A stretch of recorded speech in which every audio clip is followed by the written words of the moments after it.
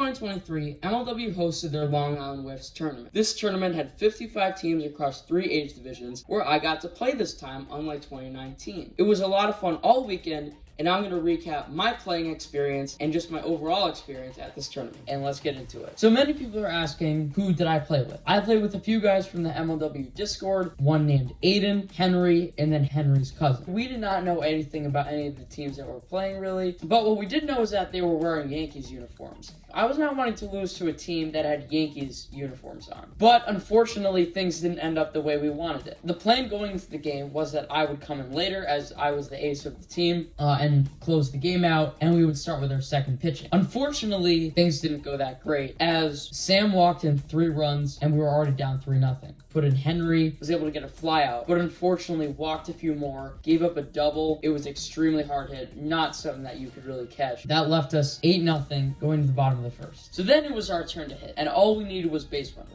So Sam led off the inning with a leadoff walk, but then me and Henry struck out. I was really not seeing the ball well this game. Then Aiden walked to get a guy on, and then with 2 on and 2 out, a big spot for Sam, or maybe we could get some runs. This is what happened.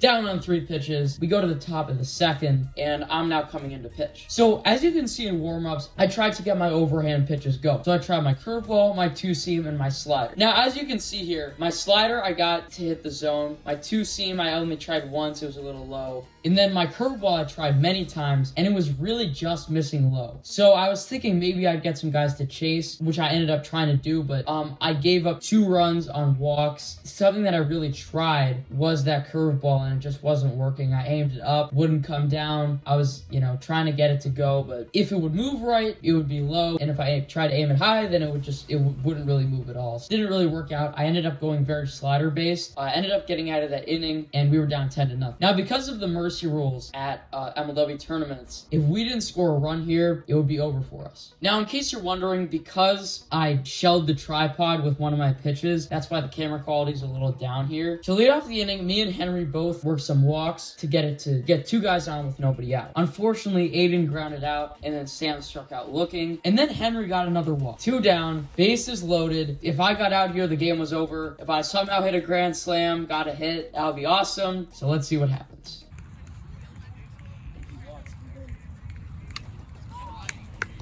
And I struck out. Top of the zone. I did not know that it hit the zone at all. It turned out he threw a little riser change that just clipped the top pipe. And then game 2. This one was definitely the most interesting one. We were playing the Flecks Wiffle League. Coming into this game, I was feeling a little bit better pitching-wise. And I dueled it out with this one kid, Trevor, who's the commissioner of that league. But as you'll see in these clips, me and him dueled it out for 3 innings. It was a lot of fun. No earned runs by either of us.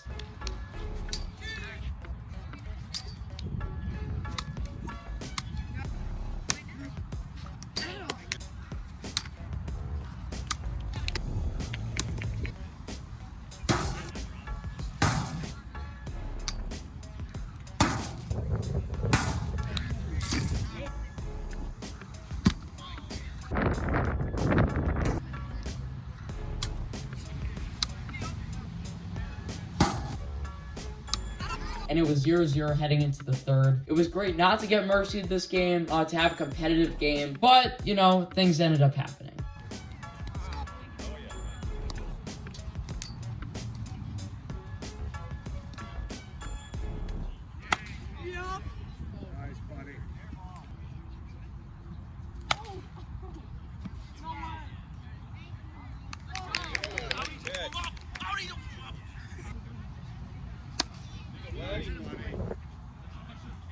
Got a boy, Scar. You know. That a boy, Vlad. Yeah. Yeah. So, yeah, it ended up getting so bad to the point where we had to bring in Aiden, and that did not go well. A few homers were hit, and I believe they scored 11 runs that inning. We went into the bottom of the 4th, where we could face an 0-2 day 1, and we needed a miracle if we were going to pull this off. Oh, yeah!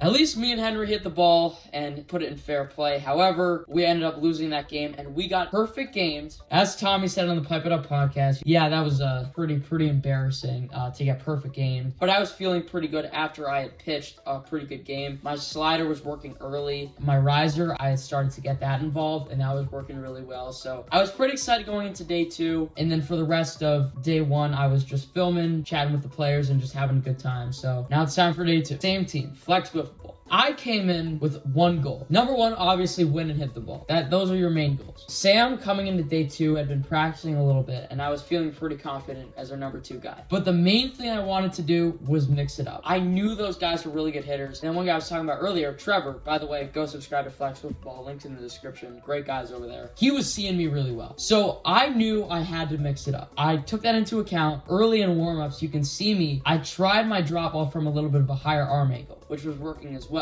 And it was the same thing with the curveball. I was throwing it well, but I was just missing low. Throughout the game, either that was the case, or I would miss up and into a righty batter. You'll see that I tried to mix that in. That was not great. But the curveball I tried a few times just wasn't really working. They ended up hitting my slider pretty well, as I assumed they would. So we had the same plan as game 1. Our thought was, we knew we weren't going to win unless our second pitching stepped up. And unfortunately, it didn't happen.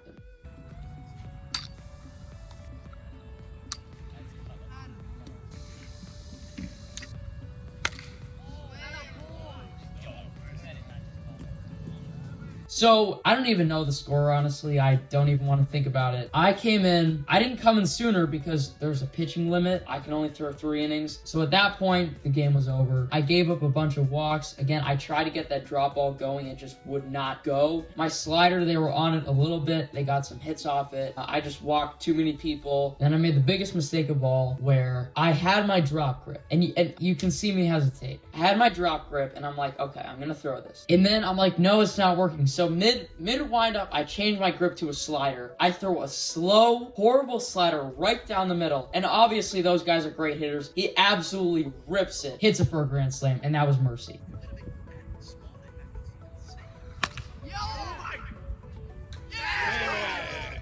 Or 15 runs an inning is mercy, and it's 15-0 just like that. However, hitting-wise, in this game, I thought I was seeing the ball a little bit better. I did get a walk in this game. However, I still struck out. I was not really feeling the best after that, but shout out to my teammates. They gave it their all, and I'll definitely be back next year at Long Island Wiffs. But it was still a very fun experience, and big shout outs to Jackson Pearson, Blade Walker, Preston Colm, Tommy Colvin, Trevor Bonham, Jason Chadwick, Ryan Cratch, Kyle Schultz, Greg Cratch, Dallas Allen, Jordan Robles, and of course Toast, Didio, Patrick Bowman and his NWA guys, TPBA Plastic, a league that I'd never heard of before, but they're really cool guys. Definitely go subscribe to them. Or I got to meet my guy Inside MLW. He just started an MLW Instagram account. Definitely go check that out. He makes some great stuff there, and his team actually did pretty well. So if he made one of these recap videos, his would be a lot more lighthearted than mine. But hopefully I'll be back next year. I should be. And thanks for everyone that was there and talked to. And yeah, go leave a like and subscribe, and hopefully the next video I'll be more excited than this one.